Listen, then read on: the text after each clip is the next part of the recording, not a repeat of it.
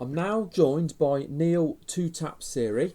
Neil made his debut in the UFC at the weekend, facing Brad Pickett on short notice, and I think surprised a lot of people who might not know him as well on the international scene with such a was a great fight. Many people thought it should have been fight of the night. Neil, thank you very much for joining me. No problem. It was I know you didn't win the fight, but it was a really good performance. So congratulations on that. Thanks a lot. It was a fight that you took on short notice. So talk to us a little bit about how the fight came about, because of course Brad Pickett should have been fighting Ian McCall, and Ian McCall came out get pulled out with injury. So how did it come about that you got the fight? Well, it was a bit of a Twitter campaign was put out there. People from Ireland were commenting Sean Shelby and Dana White when Ian McCall was injured, So it came about that Brad wanted to fight a top 10 guy, and the UFC were struggling to get a top 10 guy to face Brad, so it ended up that I ended up getting the fight, in the end. How nice is it for you then, as a fighter, to know you've got fans out there who were going out publicly and calling out for you to get the fight? How nice is that for you? Oh, it was unbelievable. I didn't think at the time that I had that many fans out there. But when the campaign got going, I actually opened my eyes to see that the amount of people that follows MMA in Ireland at the minute is at that boosting. It's great.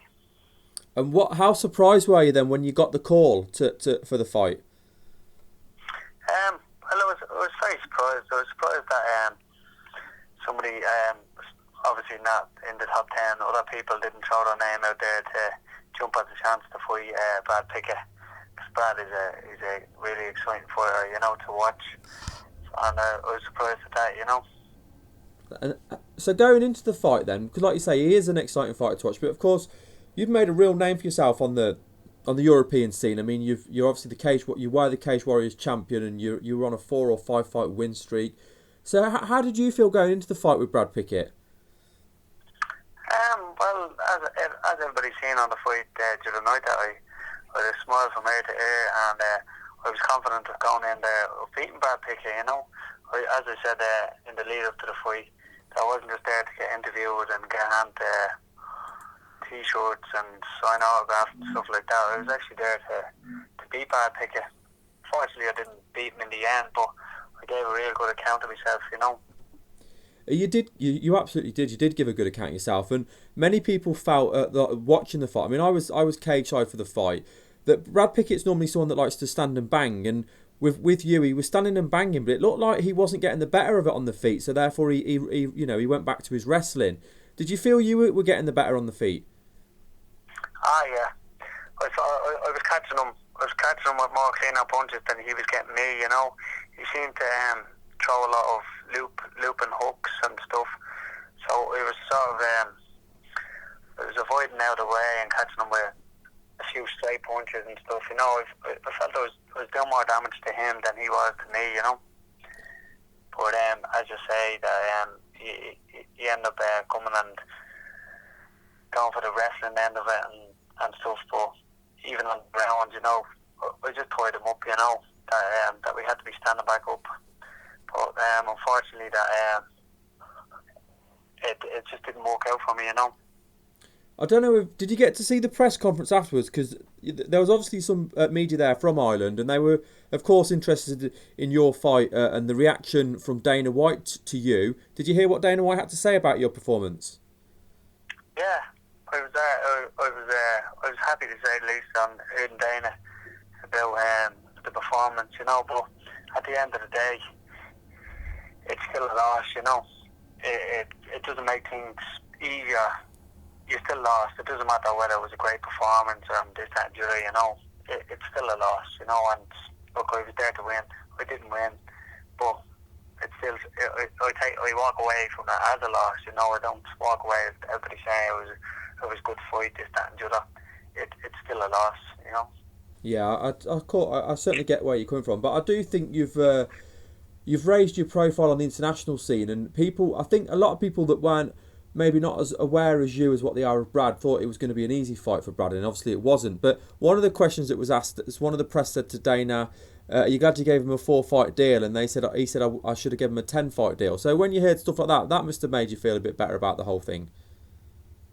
Yeah, yeah, it upset a little bit. As I said before the fight, I'd rather lose an exciting fight than win a boring fight, and it worked out that way. But I actually do think, and I do think that I had the tools there to beat Brad Pickett. I just stalled on my back a little bit there. Usually I would go for submissions and get back to my feet, but I actually thought the ref, like, it is the UFC, and I thought, listen, I tied him up. I was waiting for the ref to stand me up in the fourth round, and it didn't come about. So after the fourth round, I started to scramble back to my feet. Now I got back to my feet, but he took me back down. I wasn't expecting Brad to take me down like that, but I thought he would have came and stood and bang, but he obviously knew that it looked like I was hurting him and getting to him, so he used his wrestling there. Now, of course, moving from this fight then and looking forward to your next fight, I'm gonna assume, and I might be completely wrong, but you'd like your next fight to be on the Dublin card. I think they're saying July. I think it is. July 19th, yeah.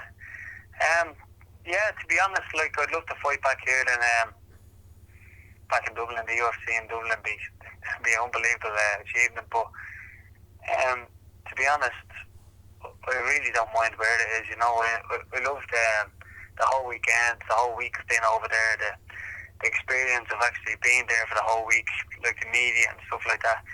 I usually don't do media interviews, and people obviously know that, but I actually really enjoyed the whole week there, So, like, if they come up and ask me to fight next week or the week after or stuff like that, I'd dive at the chance, It's just the type of, like, I'm uninjured here, like, and I haven't got a mark on me. I was back in work today, and it's just I'd love to just get straight back in there. There is, of course, always a lot of media hype on fight week, especially for the fighters obviously on the card, because you're all situated in the same hotel and there's media there constantly. So how did you find that? Because that's your first experience of that. Did it surprise you of like how much media attention there was on the fight?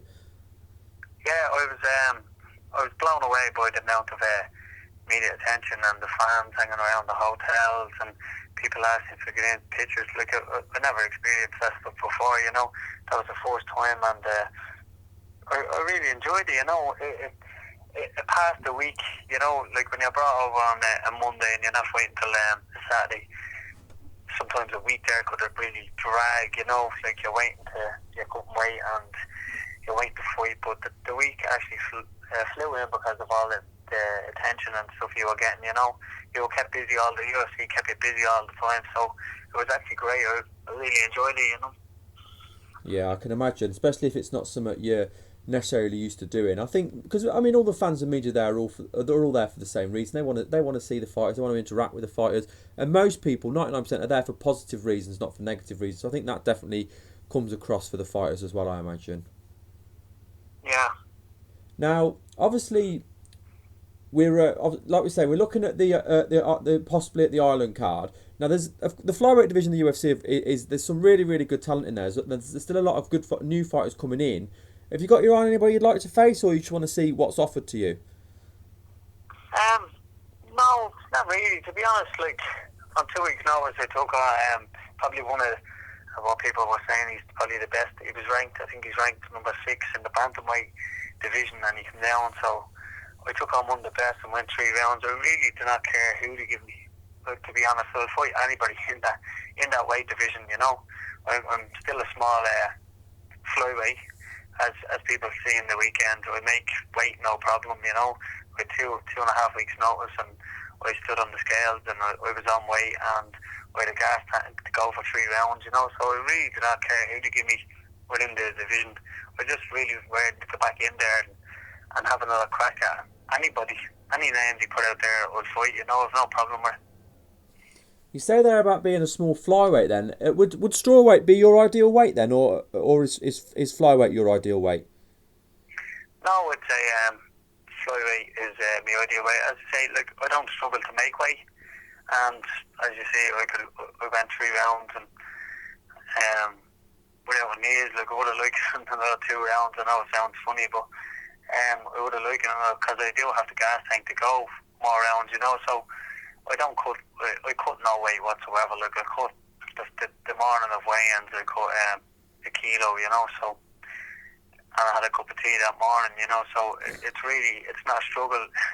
It's not a struggle to me.